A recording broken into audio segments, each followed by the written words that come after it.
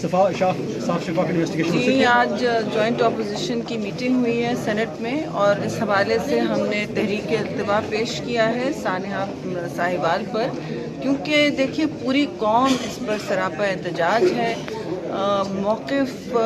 جو حکومت اس وقت لے رہی ہے کہ ہم پولیس ریفارم کریں گے، اور عمران خان پرائم منسٹر کا ٹویٹ بھی آیا ہے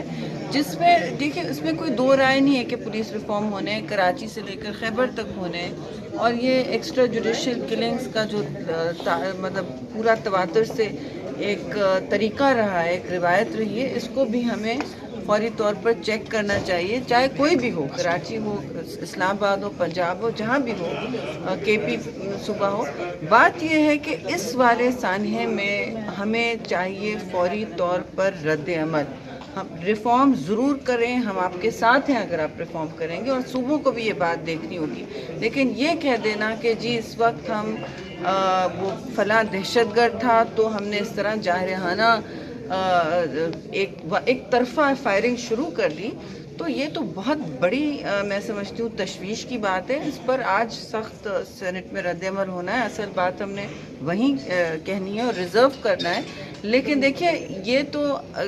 موقف بھی بدل رہا ہے، پنجاب گورنمنٹ کا موقف کتنی دفعہ بدلا ہے، تو اور جے آئی ٹی بھی لگا دی گئی ہے، تو بتائیے کیا ہر چیز کے لیے ہر سامنے سب کے سامنے نظر آ رہا ہے کیا ہوا ہے؟ اب تو ماشاءاللہ ویڈیو کیمراز آپ کے فون کیمراز نے ریکارڈ کر دیے ہیں، پیچھے بچے بیٹھے ہیں، ان کا تو کوئی حال ہی نہیں ہے، اور اب پورا ملک پوچھ رہا ہے تو آپ جے آئی ٹی کس لیے بنا رہے ہیں؟ آپ اریسٹ کیجئے لوگوں کو اور فوری طور پر ایکشن لیجئے، لیکن ہر چیز پہ یہ جے آئی ٹی کیا بن رہی ہے؟ ہمیں اس وقت اس میں یہ چیزوں کو کور اپ کرنے کی ضرورت نہیں ہے، اور ہم ایسا ہونے نہیں دیں گے۔ افسوس سے میں کہوں گی کہ پنجاب گورنمنٹ کا اور فیڈرل گورنمنٹ کا عجیب بدلتا ہوا اور ایک پیج پہ موقف نہیں ہے، ان کا سب کے الگ الگ موقف آ رہے ہیں۔ اس کا یہی مطلب ہوتا ہے کہ ایک آپ کچھ کور اپ کر رہے ہیں۔